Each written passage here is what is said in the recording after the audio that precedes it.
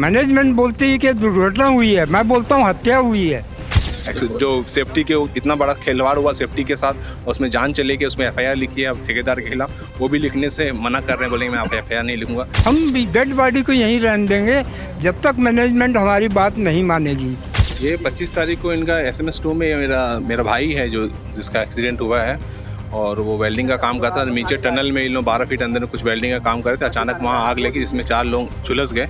आज की डेट में DSP के वर्कर कम हैं, ठेकेदारी के वर्कर ज़्यादा हैं। वो DSP की तरफ से इलाज तो प्रॉपर हुआ, लेकिन अभी जब उनकी डेथ हो गई उसके बाद उन्होंने लगातार हम लोग को उन्होंने बोले कि आप उनके जिनको भी आपको अनुकंपा नियुक्ति देनी है, प्लीज़ उनका आप जिनका भी आधार कार्ड दे दीजिए। कि जो DSP की मैनेजमेंट है अपने आप को सुधारे। लाखों रुपया ये सेफ्टी ऑफिसर को देती है, क्यों देती है? एक्सीडेंट करने के लिए। मैं प्लांट में 40 साल काम करके रिटायर हुआ हूँ। जो उन्होंने हमको ऑफर लेटर दिया उसमें टोटल चीज़ें विपरीत थी, मतलब उसमें कंडीशंस और पात्र और बहुत सारी चीज़ें उन्होंने लिख दी जिसको हमने एक्सेप्ट नहीं कर रहे। उन्होंने बोला कि आप इसको प्लीज़ लिख के इसको चेंज करके दीजिए। नमस्कार, मैं संजय। भिलाई टाइम्स देखना शुरू कर चुके हैं आप। 25 तारीख की शाम को भिलाई स्टील प्लांट में एक हादसा होता है जिसमें 4 जो ठेका श्रमिक है वो झुलस जाते हैं, जिसमें से 2 लोग गंभीर रूप से घायल होते हैं, जिनमें से एक की मौत हो जाती है। और मौत के बाद ये हम मर्चुरी के पास है सेक्टर 9 में, ये वो लोग हैं जो उनके समर्थन में खड़े हुए हैं, जो DSP से अनुकंपा नियुक्ति की मांग कर रहे हैं, पुलिस से FIR करने की मांग कर रहे हैं। बहुत कुछ मांगे हैं इनकी। पूरा माजरा क्या है, क्या पूरा मामला, इनसे बातचीत करेंगे। भैया 25 तारीख को जो हादसा हुआ उसके बाद से लेके अभी तक, या वो हादसा कैसे हो, क्या कुछ है पूरा मामला? ये 25 तारीख को इनका SMS2 में मेरा भाई है जो जिसका एक्सीडेंट हुआ है, और वो वेल्डिंग का काम करता था। नीचे टनल में इन लोग 12 फीट अंदर कुछ वेल्डिंग का काम कर रहे थे, अचानक वहाँ आग लगी जिसमें 4 लोग झुलस गए, जिसमें गंभीर रूप से रंजीत जो मेरा भाई है वही इसमें गंभीर रूप से जला हुआ था, और लगातार वो सीरियस था, फिर काफ़ी सीरियस था। अभी फिर उसको भी ICU में रखा गया, ICU से फिर वापस अभी नॉर्मल वार्ड में शिफ्ट किया, जिसके फिर अभी फिर वापस उसको ICU में शिफ्ट किया गया था कल परसों की रात को, लेकिन अभी उसकी कल डेथ हो गई। और उसके दौरान में हम लोगों को DSP की तरफ से इलाज तो प्रॉपर हुआ, लेकिन अभी जब उनकी डेथ हो गई उसके बाद उन्होंने लगातार हम लोग को उन्होंने बोले कि आप उनके जिनको भी आपको अनुकंपा नियुक्ति देनी है, प्लीज़ उनका आप जिनका भी आधार कार्ड दे दीजिए और उनके नाम सारे डिटेल हमको दे दीजिए। और हमने सुबह उनको सारे आधार कार्ड उनको प्रोवाइड कर दिया, और उन्होंने बता भी दिया कि इस लड़के को उनके आप नौकरी दीजिए। लेकिन उन्होंने अभी टोटल इन लोग पलट गए हैं अपनी बातों से। अभी जो उन्होंने हमको रात को उन्होंने कहा था कि हम आपको ऑफ़र लेटर सुबह सुबह दे देंगे आपको, उसके बाद ही आप यहाँ से बॉडी ले जाइएगा, लेकिन अभी ऐसा हुआ कि जो उन्होंने हमको ऑफ़र लेटर दिया उसमें टोटल चीज़ें विपरीत थी, मतलब उसमें कंडीशंस और पात्र और बहुत सारी चीज़ें उन्होंने लिख दी जिसको हमने एक्सेप्ट नहीं कर रहे हैं। उन्होंने बोला कि आप इसको प्लीज़ लिख के इसको चेंज करके दीजिए, तो बिल्कुल उन्होंने नकरा दिया। इवन यहाँ से DSP के जितने अधिकारी आए भी थे वो भी चले गए, बोले हम लोग नहीं कर पाएंगे।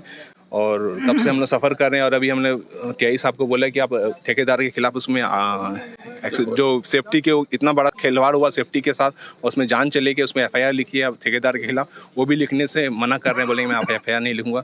ये टोटली मतलब एक परिवार के साथ खिलवाड़ हो रहा है, उसकी भावनाओं के साथ खिलवाड़ हो रहा है। इसमें हम लोग काफ़ी दुखी हैं इस चीज़ को। एक ठेका श्रमिक की मौत हो जाती है, सुबह 11 बजे से मैं भी यहाँ मौजूद हूँ, 3-4 घंटे हो गए डिस्कशन होते, मगर कोई हल नहीं निकला, कोई निवारण नहीं निकला। DSP का क्या कहना, क्या स्टैंड है?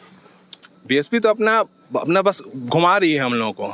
पहले सुबह हम लोग को बोली थी कि आप पूरा उनके नाम दे दीजिए, डिटेल्स दे दीजिए, हम तुरंत उनके नाम पे ऑफ़र लेटर जारी कर रहे हैं।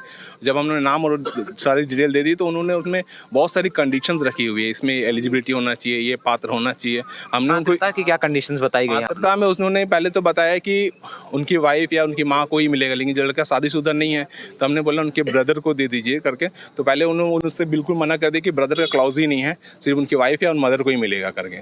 तो फिर हमने काफ़ी उन पर दबाव डाला, तो फिर उसमें उन्होंने बोला कि हाँ नियम है, ब्रदर को दे सकते हैं। तो ब्रदर ऐसा है कि जो उनकी जिस ब्रदर को देना है उनकी शिक्षा 10th नहीं है, 10th से कम है, 8th स्टैंडर्ड तक पढ़े हैं। तो हमने बोले कि हम लोग ये क्लाउस है कि कम से कम 10th होना चाहिए। तो हमने बोला सर उसको टाइम दे दीजिए, उनको कम से कम 2 साल का पीरियड दे दीजिए। तो उन्होंने बोला कि ठीक है करके, हाँ 10th क्लियर कर, बोले ठीक है हम आवेदन दे रहे हैं। फिर 1 घंटा से घुमा रहे हैं, फिर उसके बाद फिर अभी बोलते हैं कि हम आवेदन नहीं, हम लेटर चेंज नहीं करेंगे, आप उसी लेटर को एक्सेप्ट कर लीजिए और एक आवेदन दे दीजिए।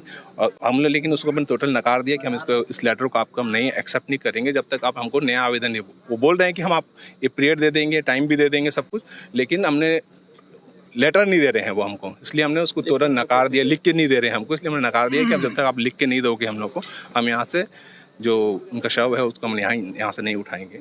बीएसपी यहाँ से आके जा चुकी है, बीएसपी के अधिकारी जा चुके हैं, आप लोग को संतुष्टिजनक जवाब नहीं मिला है, आगे आप लोग का क्या स्टैंड रहेगा? आगे हम लोग तो अभी टीआई साहब से बात किए, टीआई साहब हमारे को आगे उल्टा घुमा रहा है।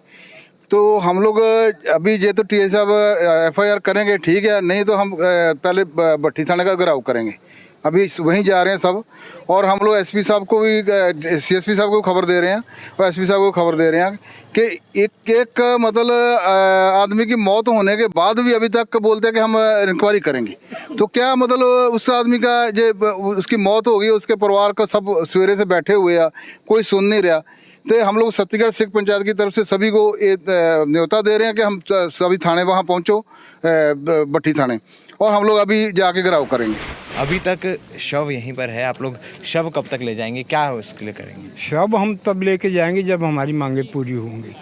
जब तक हमारी मांग पूरी नहीं होगी हम शव नहीं उठाएंगे। हमारा जो बच्चा है वो 100% जल चुका है, हम उसको और क्या जलाएंगे, वो तो पहले ही जल चुका है। हम भी डेड बॉडी को यहीं रहने देंगे जब तक मैनेजमेंट हमारी बात नहीं मानेगी।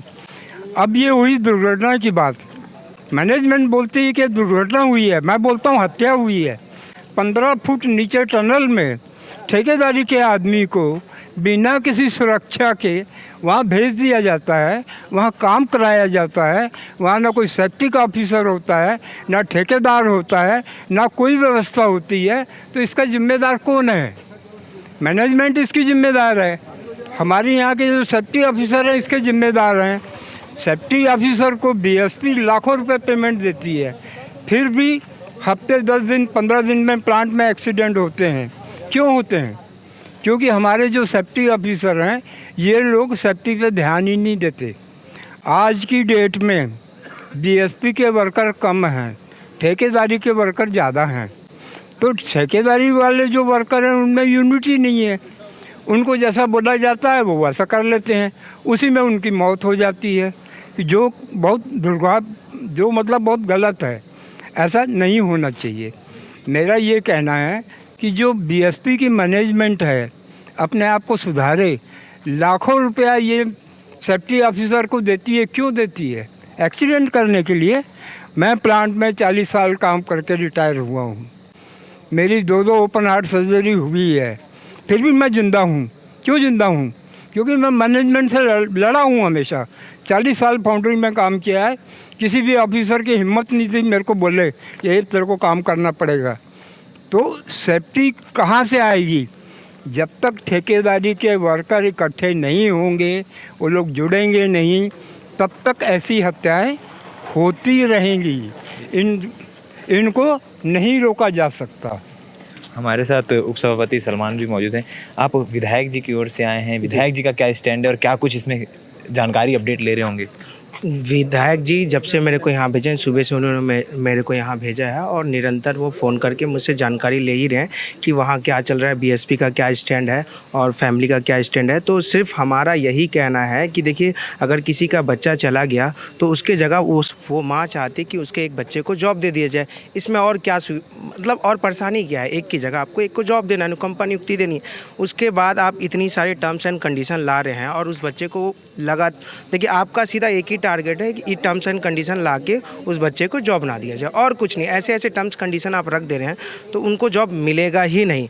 और हमारा सिर्फ एक ही स्टैंड है कि उस बच्चे को जॉब मिले, और कोई बात नहीं और कोई मांग।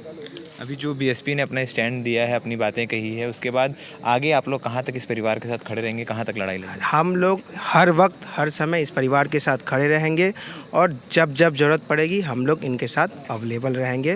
देखो, बीएसपी प्रशासन मैं सुबह से देख रहा हूँ सिर्फ घुमाने का काम कर रहा है। वो आए हैं, एक लेटर देते हैं, बोलते हैं ये आप एक्सेप्ट कर लीजिए।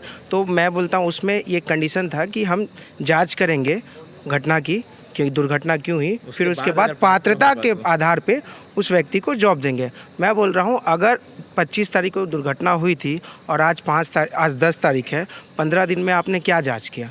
15 दिन में आप कोई भी जांच चाहते तो कर सकते थे। किसी का स्वर्गवास हो गया उसके बाद आप जांच करना चाहते, मतलब इतनी ज़्यादा लापरवाही हो रही है बीएसपी प्रशासन की तरफ से।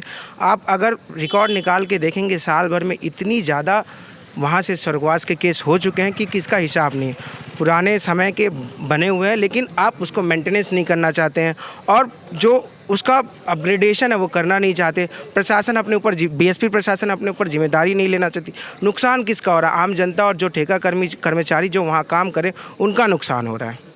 तो ये लोग हैं हमारे साथ जो अपनी मांग को लेकर यहाँ खड़े थे कि अनुकंपा नियुक्ति दी जाए। अगर बीएसपी वालों ने जब अपने हाथ खड़े कर दिए, कुछ नियम कानून के तहत नहीं हो पाएगा या आगे करेंगे, इस तरीके के जवाब मिलने पर इन्होंने पुलिस का दरवाज़ा खटखटाया कि एफआईआर की जाए।